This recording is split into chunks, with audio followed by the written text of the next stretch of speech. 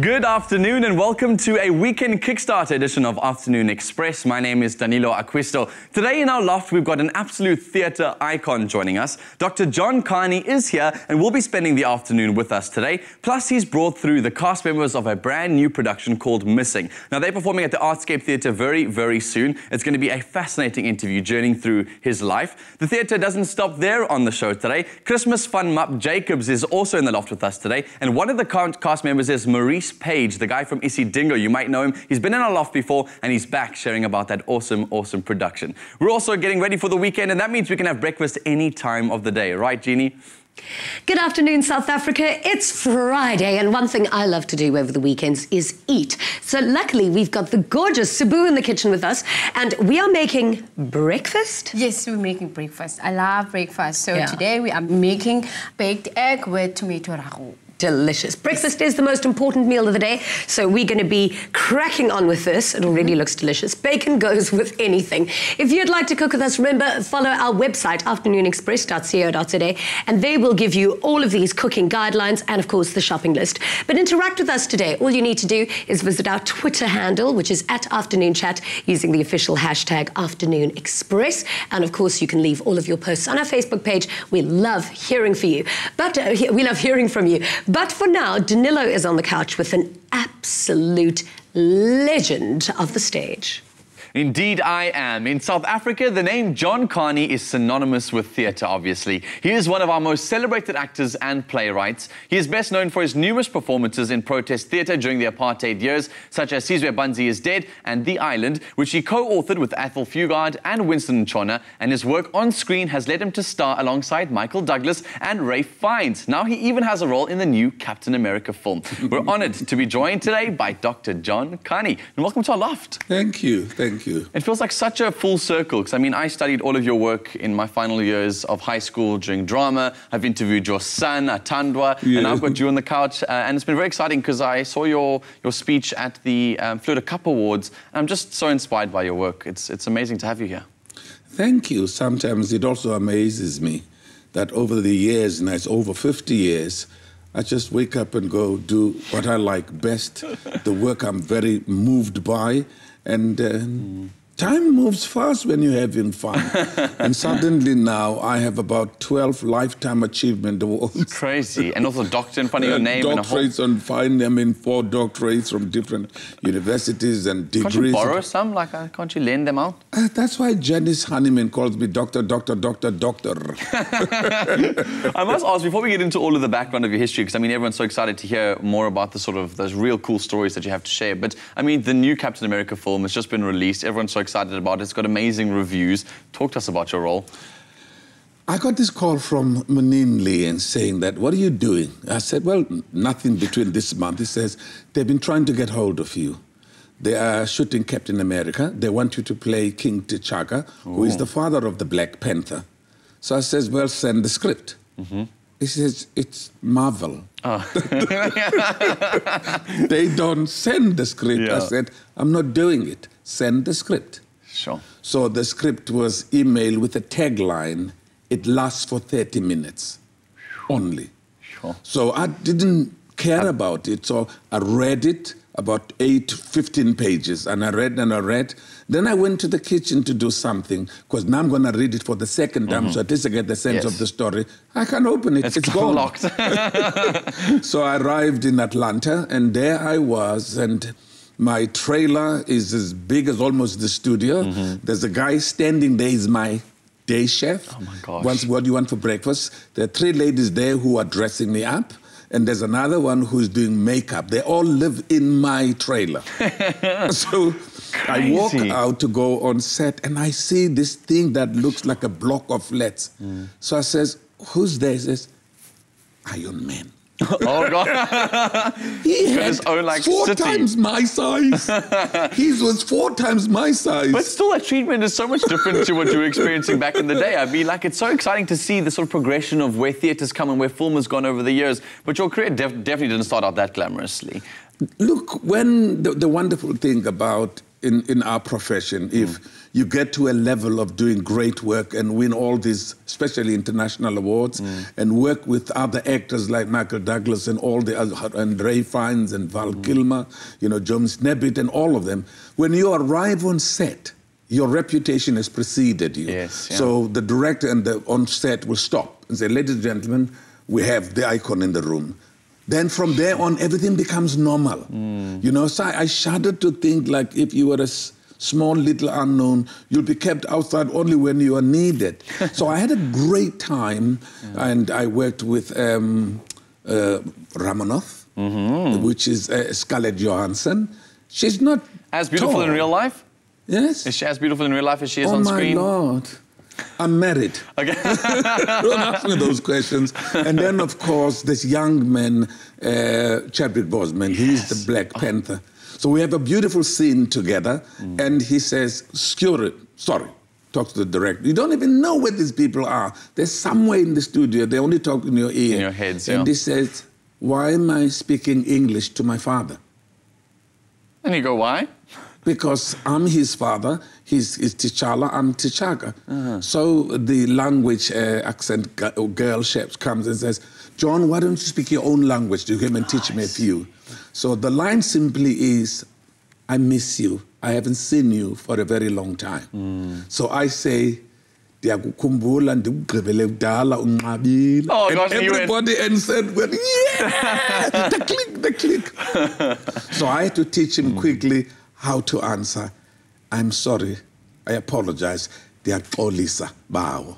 Okay. And he had been to Cape Town, apparently, with some project, so he was not unfamiliar with the clicks and the dialects. So we had a great time with him. He's always dancing around, cut, set up again, and there he goes dancing, and Scarlett standing on the side, and we talk. She had a baby because it was in the caravan, but she was beautiful and absolutely great to work with. Such a professional man. What an incredible experience it must have been. I mean, just being who you are and being in that space with some incredible overseas artists, just recognizing the work that you do is in so many ways nostalgic. And does it always take you back to the beginning? Because I really want to go back there. I want to go back to that relationship with Athol Fugard and how it all got together. And you were just a controversy troublemaker.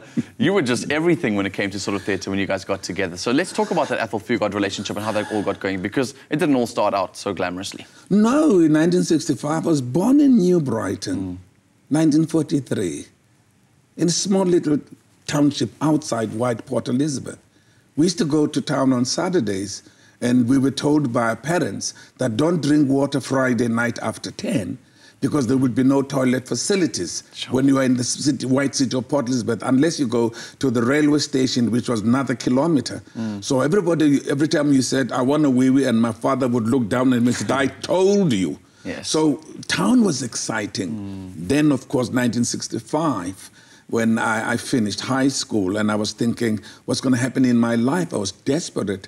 My uncle had been sentenced to 5 years on Robben Island, and my dad said to me, that's it, guy. Sorry, I wanted to study law. I'd already been accepted at Forte University. I would have been a great lawyer. You can just talk until the end. They're just like, I'll find you a win, we'll give it to you. The magistrate would say, oh, it's him again, not guilty. But then the ANC was also recruiting that time to get people to leave the country. So I was on the list that leaves next. Kept this quite secret to my family. And then I bumped into Fats Buhle and said, we're doing a play called Antigone. We need a couple of bodies there. Would you come? I said, oh, I would love to. Then I met this white dude, walked past him, and we got into this rehearsal space. And Fats said to me, John, this is Athol. Athol, this is John. And he said, hi, I'm Athol. It was kind of like at that time, the first time that an equal relationship at first name basis began between me and a white South African. Those times I was black. militant. So we started this difficult relationship, being very suspicious of Athol's intentions. Yes. And why does he want to work with us? And we're doing these plays by Brecht, Caucasian Chalk Circle, followed by Sins-in-Law, followed by Antigone. And I'm saying, when are we doing the real stuff, the heavy stuff? Yeah. And he looked at me and he said, I can only teach you to write. Yeah. I'm no more than that. What was it about you that you think he was so fascinated by? And did you always have the intention of saying that this is partly rebellious and partly because I love the art? Or did you always know that there was some kind of political message behind what you were trying to do? No, I just wanted to learn how to write. And that's why I joined the Serpent Players. That I wanted Athol to mentor me. I had 1,000 stories to tell, but I didn't have the structure for the theatre, which I loved most. So what we worked together in telling my story, in telling my passion, surely the political environment crept in. And Athol was fascinated by my openness and my anger. While the other members of the group were quite fine with whatever. I questioned everything. Why would we do this play? What does it say to our people now? How does it address the situation in the township? And why are we doing this contemporary way from Waiting for Godot to Albert Camus and all that? And suddenly, 1965, we started creating work that was reflecting our own experience, beginning with the coat. And that was followed by the last bus. So Sizwe Banzi and the island are the 6th and 7th of the process of, we call it experiment in playmaking. Yes. We didn't call it workshopping. It's playmaking. So actually, as Athol, as an established writer, was watching the process. And I was always scribbling. And that's why we developed this fantastic relationship. So what did we say yesterday? John, you got it there. So I was stage manager, part of the play, and also part of this writing. So that relationship grew there. But I was politically aware. I knew what had to be done. It was later in my life that I felt we could use the arts. Yeah. I knew that that's exactly what you knew what you were doing. So I remember very clearly you telling the stories of how you ended up in prison because of kissing a white girl on stage, ending up with stab wounds. And so there are lots of stories that I can't wait to get through. And we'll continue this chat later on the couch. I mean, it's such an honor to have you here, Dr. John Kani. Thank you for joining us. Thank you. We'll chat more with him later after the break. We also get cooking with a baked egg and ragu. And we're back on the couch with more from John Kani. Don't go anywhere. Welcome back to Afternoon Express as we glide you into the weekend. Now, if there's one thing that I love doing, especially on a Sunday, it's cooking a long, leisurely breakfast with the family or friends. So today we're going to coach you into making some delicious breakfast. I think it's eggs and bacon and a ragu. Yes. I've never made a ragu before in my life, but I love tomato-based flavors. So how do we get started? Okay, let's start with the ragu. First thing we do, we have a little bit of olive oil. Swirl it a bit. You want to get it everywhere. Okay. Now, what I have here is onions, peppers, garlic, and bay leaves. Lovely. Okay. There's a lot of garlic in there. I love garlic. We're just going to have to feed it to everybody in the studio. Or not kiss anyone in the studio. Yeah. Okay, how long do we leave that in there? We leave that for we need to be nice and caramelized and crispy, so let's say 2 to 3 minutes, okay? Excellent. Okay. And chili's a great addition to this as well. Yes, definitely. If you have your peppers and your black pepper and your salt, perfect time to add it too. Okay, because you want to get all that flavor. Exactly. Okay. A little bit more. Smells so good already. That really is what weekend smells like, when you get all of these flavors filtering through your house. I actually can't even wait for the weekend already. Now, next, what we need is to put on chopped tomatoes with the sauce. Okay, you want also to add that sauce because that's how you're going to cook your egg. Okay. Is that just from a tin? That is from a tin. Okay. Didn't have time to make it from scratch. Okay. I wouldn't even know how to make it from scratch, but I suppose tin's just as good. You might want to mash it a bit because there are some whole tomatoes in. Okay. And you want a certain nice consistency. So what we're going to do, we're going to leave it a bit longer, but you still want the juices. So let's leave it to cook. And of course, we've got a ready-made one over there. We've got an already made one now. Magic of TV. Okay. Now, before we go to this one, you might want to take your bay leaf out because it's a bit sharp.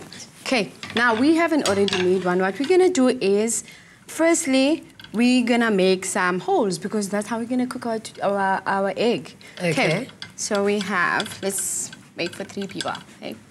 Okay, we have 1, 2, 3. That's interesting. Should we move it onto the heat? Yes. There you go. Okay. And then eggs. And then there eggs. Okay, I need to put them nicely because the ragu is gonna cook them. I've actually never even seen this before in my whole life. Is it? Yeah. Wow. Thank you to Expresso. And then what are we going to do with these slices of tomato? These slices, we're going to put them around it nicely because we're going to bake everything. Okay, I'm going to put them all around. Okay. Okay. If you want, what usually happen is, what I usually do at home, I would put a little bit of parmesan on the edges. Oh, yes. Yes, so that definitely. when you bake it, you bake it nice cheese. There you go. Okay. Lots of cheese.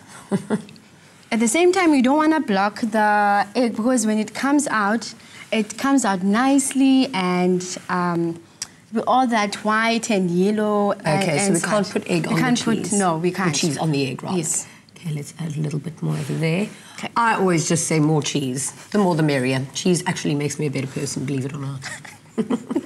There you go. Okay. Now what we're gonna do is we're gonna put it in an oven. You can close it if you want it to longer, because the only reason we're taking it to the oven is for the egg to cook and also for the cheese to melt. Excellent. Okay. Well, while we put this in the oven, remember to visit our website, afternoonexpress.co.za, for this recipe and, of course, all of the ingredients to make this delicious breakfast. But for now, John Kani's back on our couch. Things are smelling so delicious that side, guys. Keep it up. On the couch, we're standing by with Dr. John Kani. We've been having a conversation just about your career and how incredible the stories are that you have to tell. I mean, what I told you before the ad break was my favorite ones was you being arrested and being almost stabbed a couple of times for your work you did on stage, kissing a white woman. What were you thinking? I was tired of doing protest theatre. Yeah. So I came up with an idea. Why don't we do a Strindberg, a play that I've never done before? So Bobby Hinney was the director, and we're at the back that day we thought, Miss Julie, who are we going to find? Obvious, the best beautiful, powerful, well-known Afrikaans actress, Sandra Prinsloo. Sandra read the script and said, I'm in. Then we were doing rehearsals. On the dress rehearsal, I assure you, that kiss was 3 seconds. The lips touched and pushed back. That was it. 200 people walked out. Sure.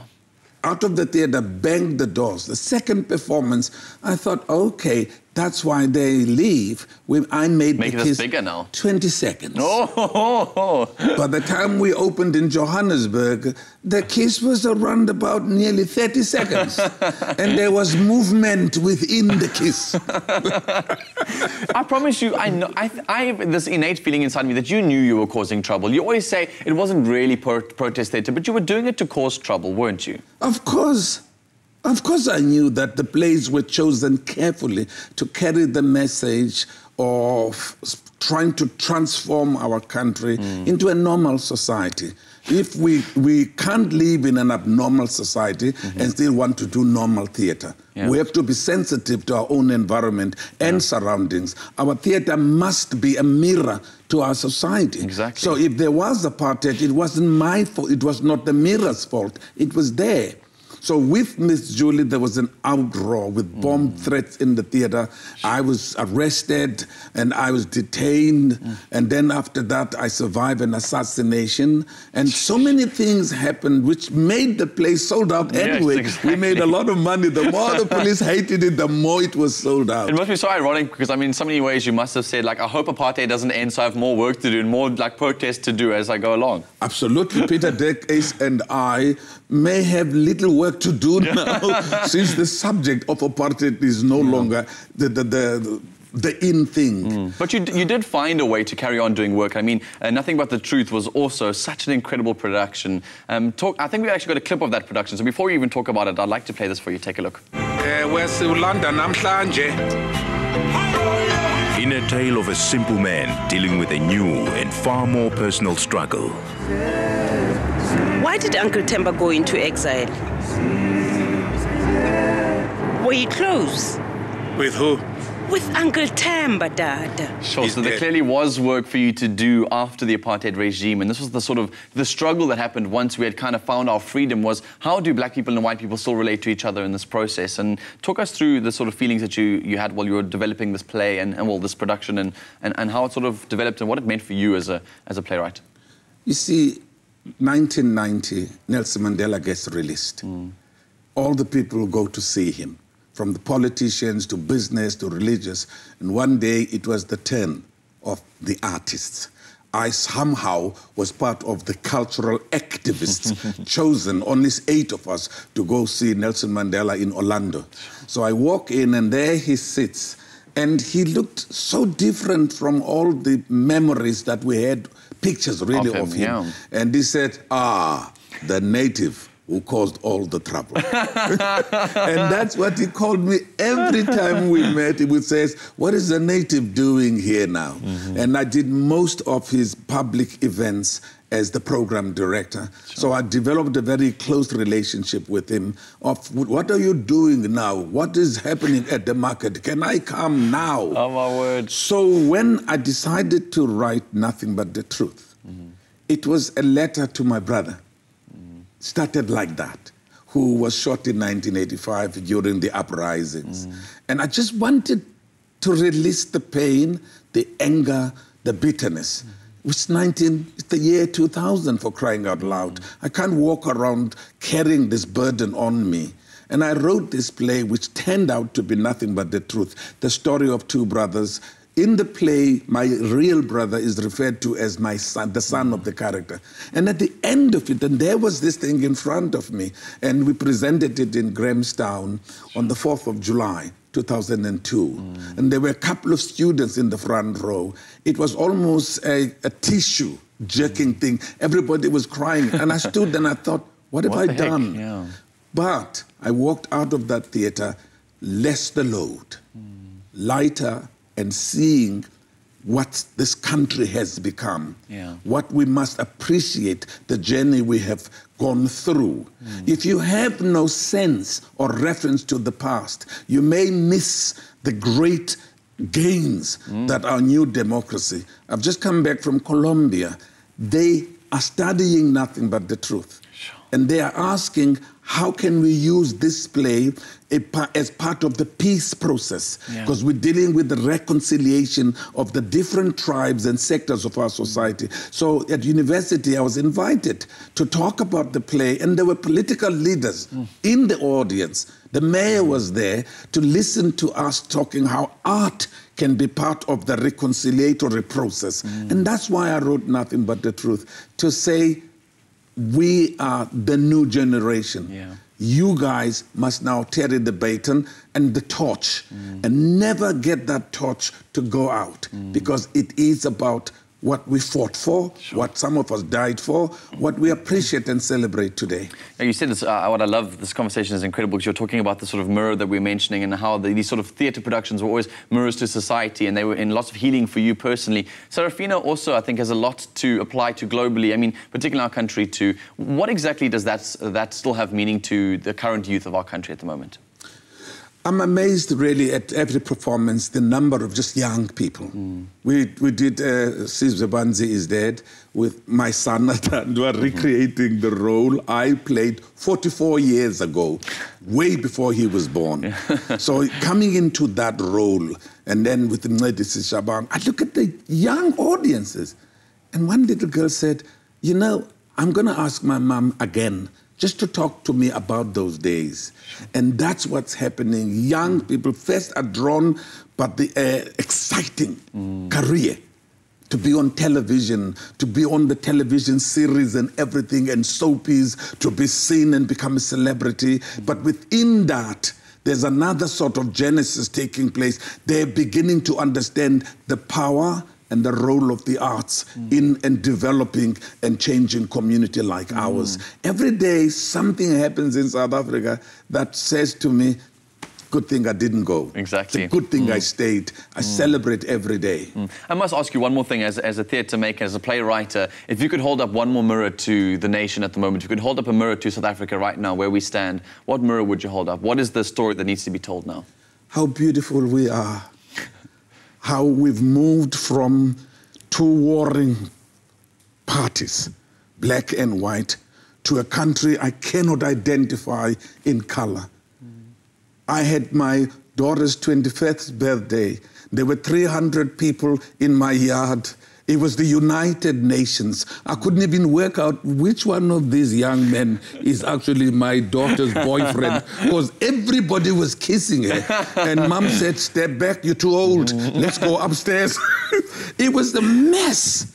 That's what I would put to our people, to stop focusing perhaps on a little blip and a little pimple here. Look at the bigger picture. We have a country that is truly non-racial. We have a democracy that's founded on our constitution. We have opportunities of young people. Look how young some of them are around, and they are CEOs, and they are directors, and they are actors, and they are writers, and they are camera people, you know. I'm amazed at from where we are, where we come from, to be here. It needs a round of applause by the entire country. Then with that as a foundation, we could find the little things we need to pick out. Yeah. So just to celebrate the massive joys and the celebration of where we are right now.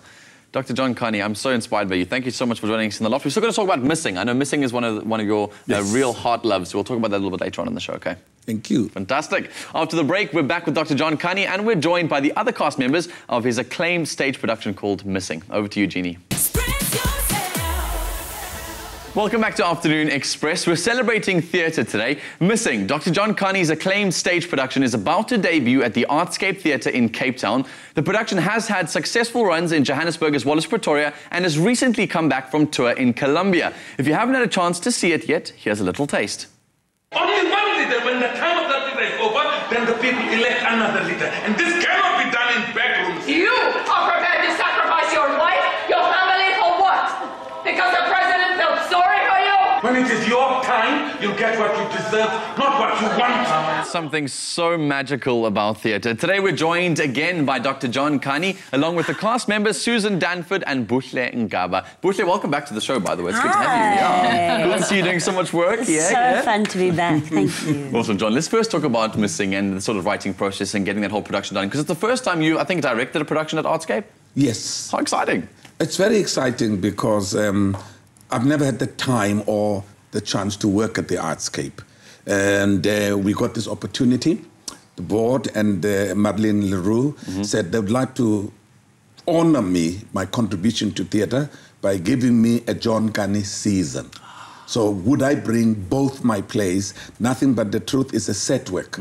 It will be for students for 2 weeks. It's sold out already. Amazing, yeah. And then in the evening, it will be Missing for the elder audience. I jumped at the opportunity, and of course, my cast and Janice Hanneman, the director, and many men in the lighting, we're very excited to be working there. This play I wrote, because during the old days in exile, everything they talked about was home, home. It gets to a point where the challenge is, where is home?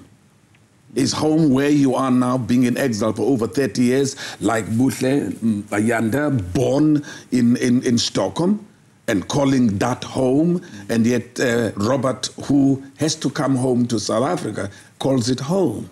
So when you come home, what do you find when you've been in exile all your life? Do you find that little house where you were born? Maybe there's a supermarket there in that space. Do you find your friends, and some of them are gone, some of them are dead? Do you try to find your family? Almost you are in a search for your own identity. And some people always say that your home always lies in your heart. I mean, it's depending on, you go back to a space, regardless of whether the building is still the same, that home is still in your heart. Whatever that space might be, you go back to those sort of memories. I'm keen to chat to some of the other co-stars in this production. You call yourselves the wife and the daughter. Tell us about the sort of reason why you took on this production. I mean, what does it mean to you? Well, it means an enormous amount that, that John wrote it. John invited me to be part of the production, which I was really honoured to be offered that and that opportunity. And I think also as a South African actor, even though I'm playing a Swedish woman, Anna Olsen, it's my Swedish daughter and my Xhosa husband, to be part, as a South African actor, to be part of South African narrative, contemporary narrative, is so important to me. And being able to tour this contemporary piece around the country, no matter if we're playing elsewhere in the world, but to be able to perform it here has been an extraordinary experience, education. I've learned every night going out there and performing this new South African work for South Africans. It's amazing. And we've played KwaZulu-Natal, we've played Bloemfontein, we've played State Theatre, Market Theatre, Port Elizabeth, your hometown, Port Elizabeth, and truly very moving, and responses to the piece different in all places, and each character that John's written creates some sort of response from a different part of the audience every night. So it's provocative and very exciting to be part of. What is the growth of your character throughout the production? So what actually happens through her life? Well, it's the setup is this family who are really have deep respect and love for each other. It's a very mature marriage. She fell in love with Robert Kalipa in Sweden, knowing his struggles back home in South Africa, and they have this beautiful, warm, loving relationship. And it's about a marriage. It's not about a racial marriage, it's about a marriage. It's about love that people have for each other. And then observing her husband over the years, feeling more and more left out and losing a sense of who he is by not being able to go home. And when he is able to go home, not even sure how to get home or how to engage with being home. It's hard as the character to, as she says, and John's written that beautiful character arc in the play where she said, it's not been easy seeing you die inside. Sure. I need to see. So we all agree that we're going to go back home to Robert's home, South Africa. To South Africa, and for him to see, and then it throws up all sorts of other interesting things. And ultimately, the question is, where is home? As you were saying, is it in your heart? Is it the place where you were born? And this family have to make together. They make a decision about how they see their future. And relationships as a whole are really quite difficult. And then married relationships even more difficult. And then married relationships with a child is even more difficult. And all of those in real life too. Wow. So you must have related to a lot of that. Buhle, I'm keen to know, like, how does having a child like Ayanda in a family like this add to that dynamic? I mean, is a new home created within that family because you guys are so close, or do you also feel disconnected from what's going on? Well, I think for the character in particular, I mean, she's about to get married, so she definitely has her own life already, and she's a doctor, so she's independent. But like Susan was saying, they're a very, very, very close family. I think for me as an actress, you know, with this particular role, it's been very special for me because not only do I get to be on stage with the two of them every single night as my parents. But on top of all of that, I've had the opportunity to really grow, you know. And I think that's something that people don't know or don't acknowledge about theatre, is that not only is it present, is it immediate, but sometimes it gives you the gift of time. That's why I think this run, you know, returning to Cape Town is particularly special. Nostalgic, what was the response like in Colombia? It was incredible. I mean, at one stage they wrote to me and said, do I give them permission to translate certain sort of the context to help the Spanish audience? And there it was on top, you're right. So they laughed at the right time. They loved the play. They wanted to ask questions in the end, almost like what is happening in South Africa now. Does this play, represent the challenges of exiles coming back? Does cross-cultural marriages still create a problem in South Africa? Where is my daughter classified in the context of South Africa's former white, black, colored Indian? All those questions come up. Some of the questions, I didn't even think about it when I wrote the play, because what I do is to create this happy family. Then I take this family, put them into a situation that's going to test the family. I even test the love between the two. I create this problem that's being in South Africa. Outside of both of them. Yes, for all of us. Being in South Africa, meeting President Thabo Mbeki, President Thabo Mbeki, knowing the role of Robert in the struggle, offers him a position in government. But we're leaving for home. They say we're going home. I'm saying I'm home. Yes. So that's the climax for me of this play, is when these decisions have to be made. For 30 years, I've been wanting to go home as Robert.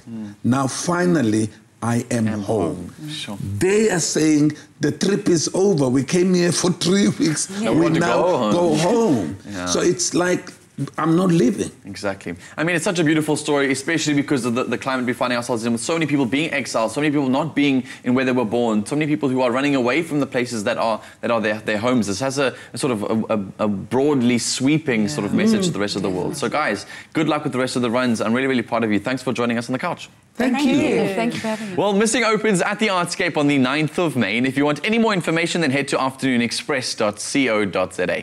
After the break, we're on the couch with the cast members of Krismis van Map Jacobs, which is also about to open at the Artscape. Don't go anywhere.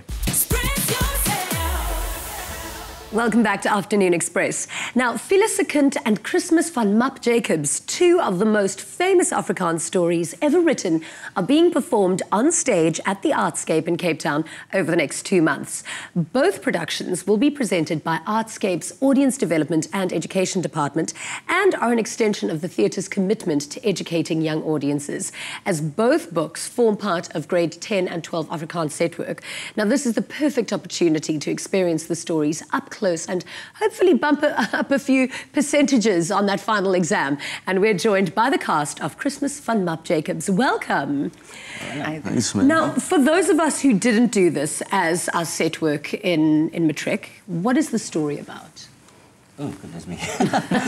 Well, we're starting with the easy questions first. And that's easy. Okay, fine. Well, it's about, as a title indicates, it's Krismis van Map Jacobs. Map Jacobs is a young man who went to jail, and then he's purported to come out on the 7th of, and we assume it was the 7th of December, it's before Christmas. Yeah. So it's about his life and about the struggles that he goes through, how he landed up in jail, and then his quest for forgiveness and acceptance back into society as well, and particularly forgiveness from his mother's side for the things that has happened to that particular family, and a whole lot more. It's about the forced removals. I mean, it is set against that political backdrop, you know, the forced removals that took place when the National Party came into being. So the play is basically set we've set it sort of in the 70s. Yeah. Why do you think it's important for this to be a set work and studied at school? Well, you see, it's got a lot to do with what's still happening today in our society, and I think it's important for our learners and especially our educators of today to know their background and where they come from, and that they kept on reminding about what happened, but at the same time that you shouldn't forget what happened and where you need to place yourself in the situation. So as much as we were, I'm going to talk as we, because that's our family's got the foresight of this, but it's also about choices that you make in that situation that's not going to counter you down the line in the future. So that's what it's all about, actually. And it's still very it is still very relevant to today. Absolutely. You know, the things that have been tackled in the play, it still resonates in our societies today.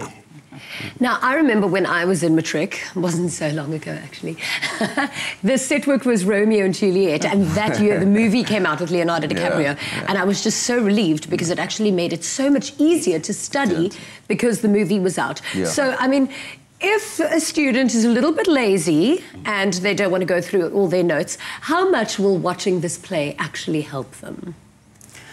A lot. I think a great deal, because also, I mean, look, it is true, you know, as you were saying, you know, for you at that time, Romeo and Juliet was a mission to get through.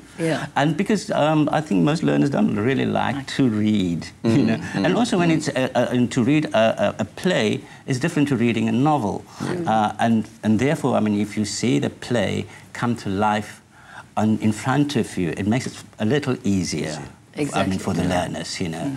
And I think that is also part of, you know, I think our contribution that we make. And we also look at it also as providing an alternative look into the text. I'm always saying that we come from an artistic, you know, background, you know, and in the school they have that academic approach, you know. You know, they have to look for the hyperbole and the, you know, the grammar and all of those hundreds and thousands of things, you know. But we come, you know, with another perspective to look at these characters. And it's also, we kind of help them, the kids of today, you know, how lazy they are, because they learn much quicker for what they see. Because they relate, okay, oh, so that's actually what happened. So now they will put one and one together and they get their own two out of it, you know what I mean? Instead of what they read, okay, I'm so bored. Yeah, when it's visual, it's so much easier to understand it. And at the same time, sorry, at the same time, also, we also, as Marisa said, you know, I mean,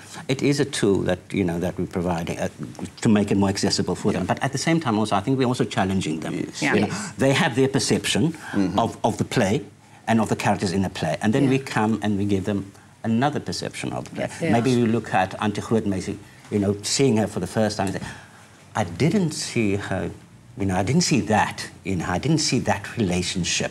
You know, and there's you know there's other issues in the text also, you know, that you can unravel, because I mean, if you look at it just simply, both the two main families in the story, you know, the Jacobses and the Cavanillises, it seems like in today's world like dysfunctional families, if you want to look at it in one way, because there's this, it's a single mother, you know, because we don't see or hear about Mr. Jacobs. You know, it is just a ma and her late daughter and her son is a gangster, and then the other family it's a father again, and the daughter of his first marriage, or his first wife.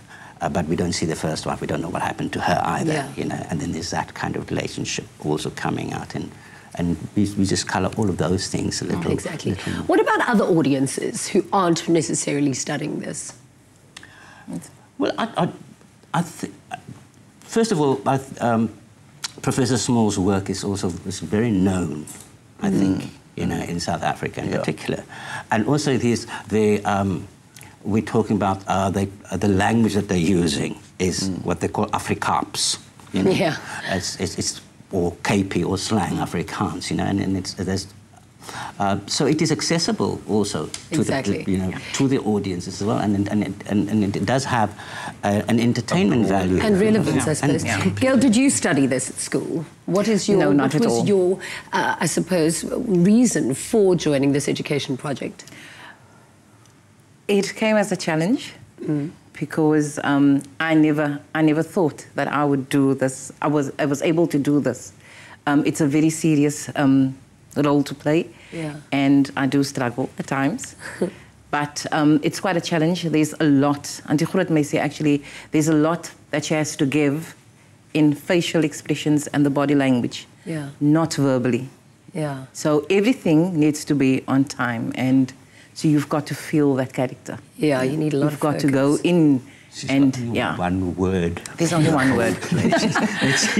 that she says one word in the entire play. Oh, no, so your face is actually the entire character. Technically, she got the hardest job on this whole play. Sure, no Botox for you. Thank you so much. I think this is an absolutely brilliant idea, and I wish, plays were available to me when I was at school for all of my set works. My marks would have been so much better. So if you are in grade 10 or 12, then this is the perfect chance to experience the story of Map Jacobs in real time. Make sure you catch the production at the Artscape, which opens tonight and runs until the 21st of May. For more details, visit our website, afternoonexpress.co.za. After the break, we're putting the final touches to our baked egg in ragu, and we'll be right back after this.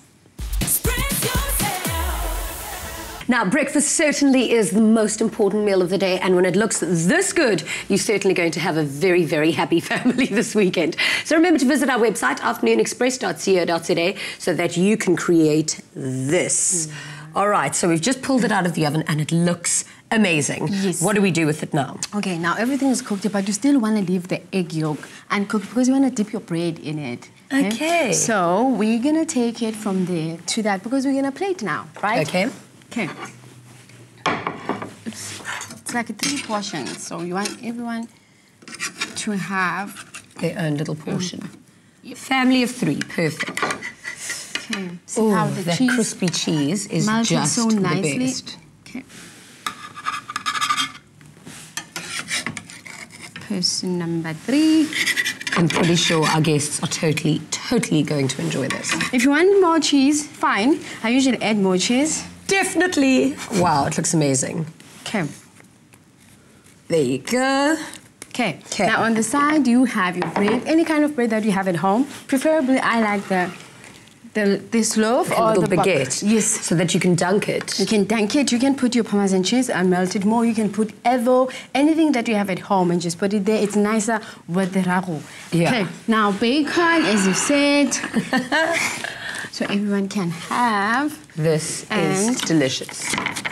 Maybe it's parsley, roughly chop it. This looks incredible, and you certainly have made my weekend, and I'm pretty sure our guests are going to enjoy this too. I think that's one of the biggest rules of the weekend is you can have breakfast for breakfast, lunch and dinner any time of the day. So we're going to serve you guys breakfast for dinner on the show today. I hope you're excited about that.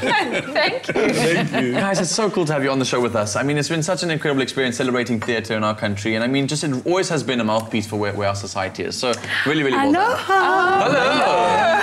Okay, I mean, it is an absolute honour to cook for you fantastic people, and I made breakfast. Oh, it's yummy. Thank you. You guys want to serve yourself first? Actually, very, very tasty. Or just use that. You guys want to use one of these guys? There we go. Looks amazing. It's like a ragu, which is slow cooked, is it? Yeah, that one was slow cooked. And bacon any time of the day really is a treat, I think. Now make sure you tune in again on Monday for Afternoon Express and get here early, because during the first 15 minutes of the show, we're chatting to Kaya FM's KG about his long and difficult journey to success. Oh, guys, thank you so much for joining us on the show today. Hope you have an incredible weekend. Probably. And good luck with the run at the Artscape. I hope you guys do incredibly well, and that South Africans come out and support the amazing work that you guys are doing. I can't wait to watch the show. It's going to be amazing. Thank you so much. South Africa, have a great weekend. Ciao. Happy eating. Next week on Afternoon Express, Katlego K2 Mabusela joins us in the loft. We chat to Dudu Busani Dube, author of the Shomu book series, and we share some valuable health and nutrition tips for the coming winter season. Another feel-good production. Hi YouTubers, thank you so much for watching. Your support means the world to us. Join the Afternoon Express family by subscribing to our channel right here. And we'll keep you up to date with all our recipes and of course our fabulous episodes. Also, feel free to leave a comment and share this video. We do love it when you express yourself.